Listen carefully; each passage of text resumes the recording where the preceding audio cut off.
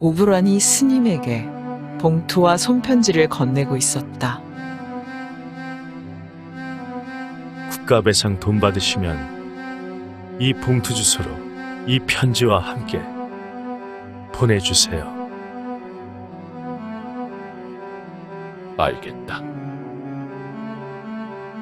스님은 마치 알고 있었다는 듯 대답을 했고 두 사람은 잠시 눈으로 이야기를 했다.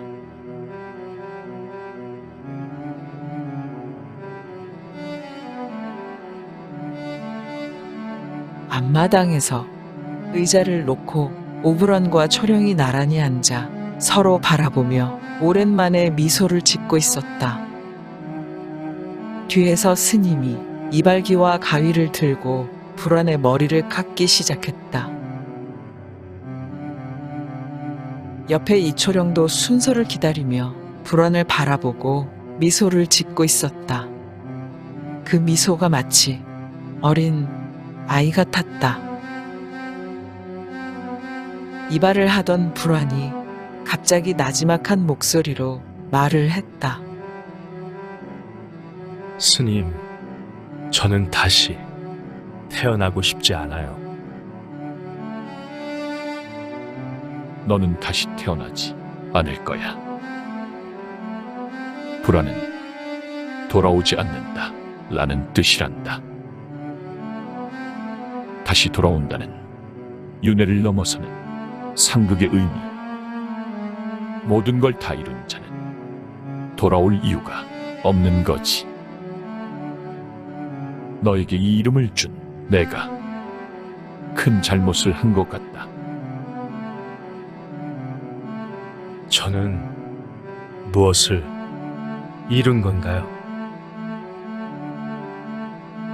그 질문에 스님은 이발하던 손을 잠시 멈추었다.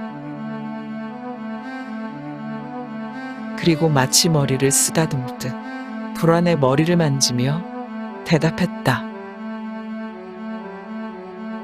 그건 너에게 달린 거지.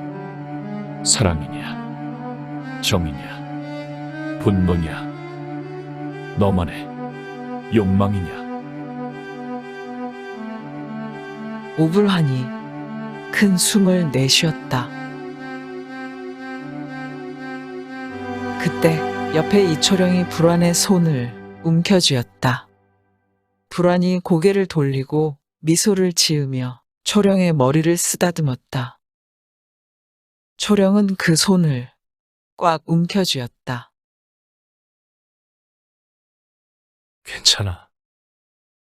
괜찮아.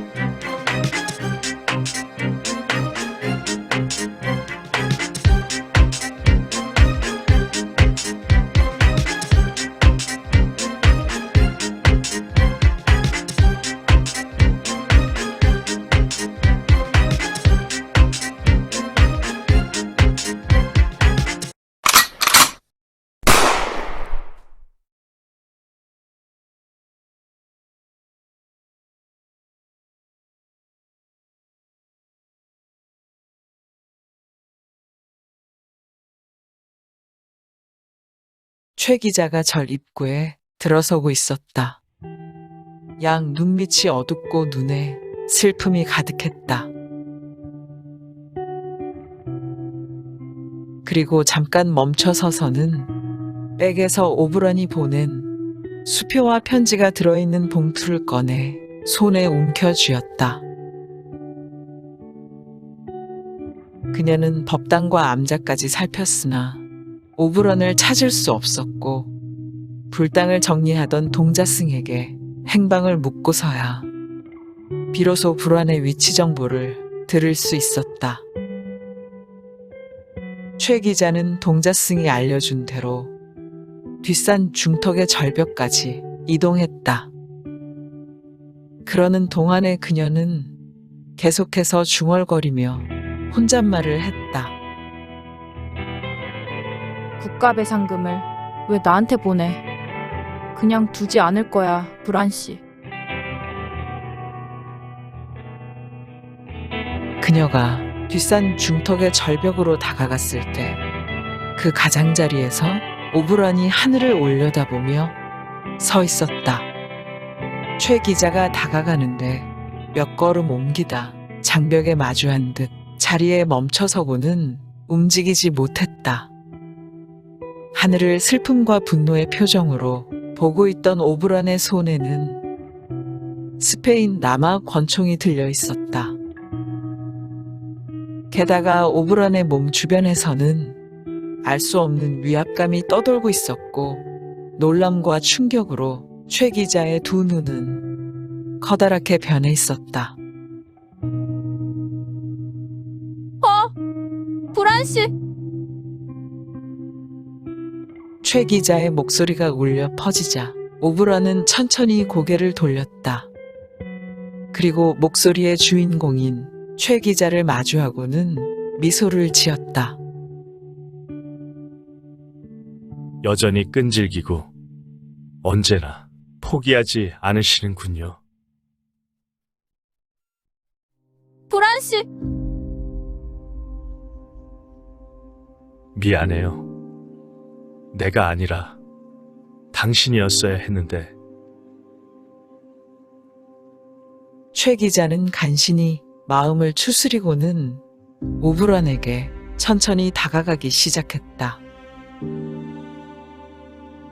그러자 오브런은 한 손을 들고 더 이상 다가오지 못하게 막았다.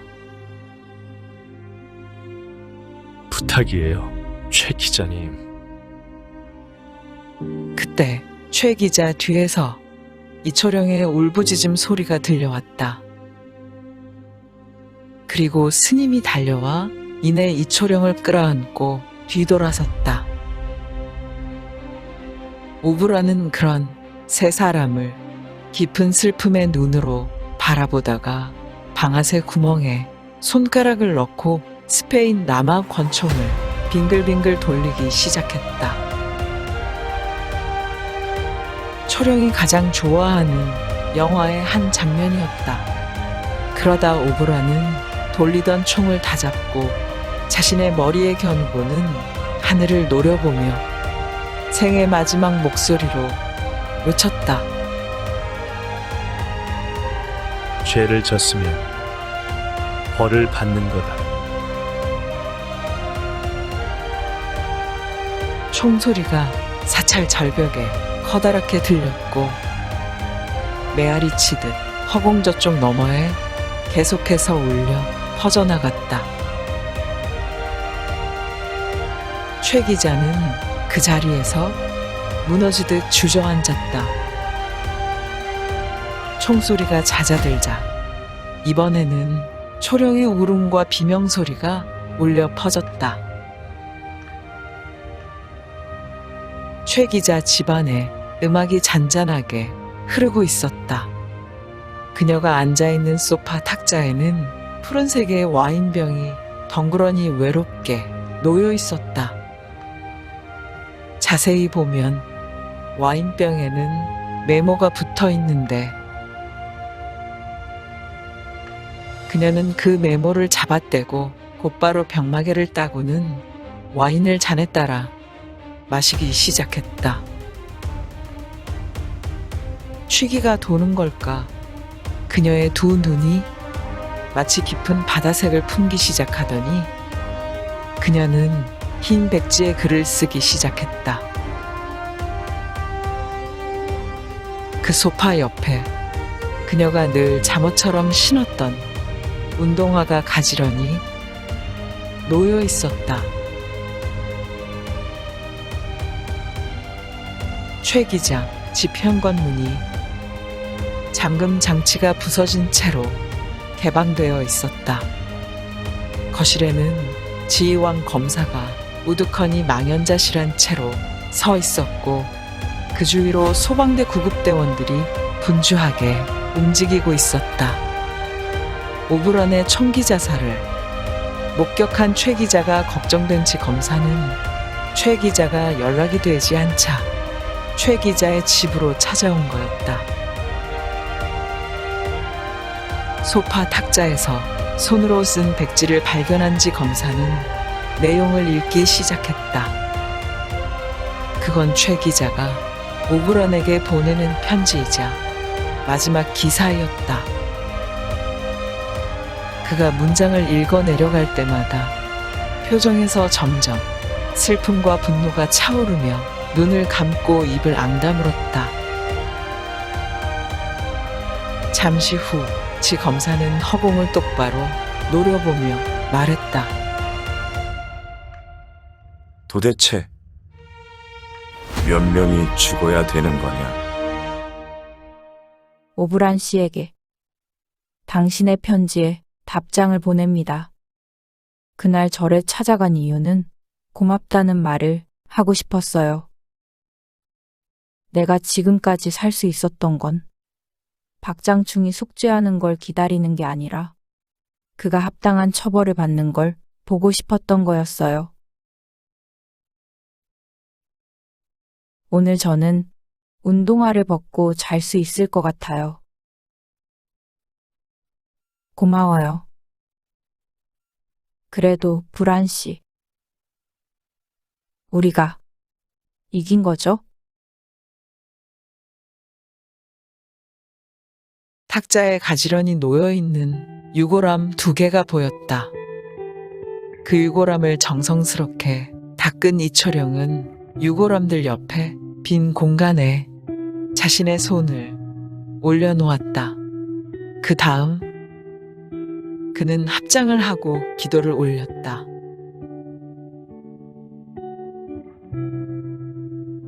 오브란이 스스로 형벌을 집행한 그 가장자리를 이철영이 빗자루로 정성 들여 쓸고 있었다.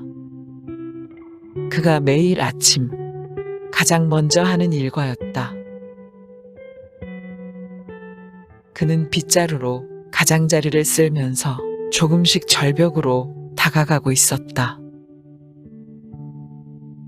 스님이 아침 기도를 하며 목탁을 두드리다 문득 무언가를 느낀 듯 고개를 돌려 밖을 무감동하게 바라보다 무겁게 눈을 감았다. 이철영은 아슬아슬한 절벽 가장자리에 다가서자 발걸음을 멈춰 우뚝 섰다. 잠시 후 이철영은 하늘을 올려다보았다. 그리고 하늘을 노려보았다. 그러다 그는 갑자기 절벽을 향해 허공으로 몸을 날렸다.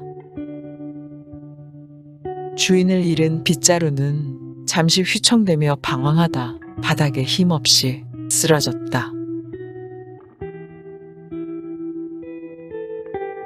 불당에서 스님이 목탁을 두드리며 기도를 하다 갑자기 눈을 부릅뜨고 불상을 노려보며 가슴 깊은 곳에 있는 슬픔과 분노의 목소리로 소리를 내질렀다. 도대체 몇 명이나 죽어야 됩니까? 그리고 목탁을 바닥에 내리치는데 목탁이 반으로 쪼개지며 사방으로 튀었다.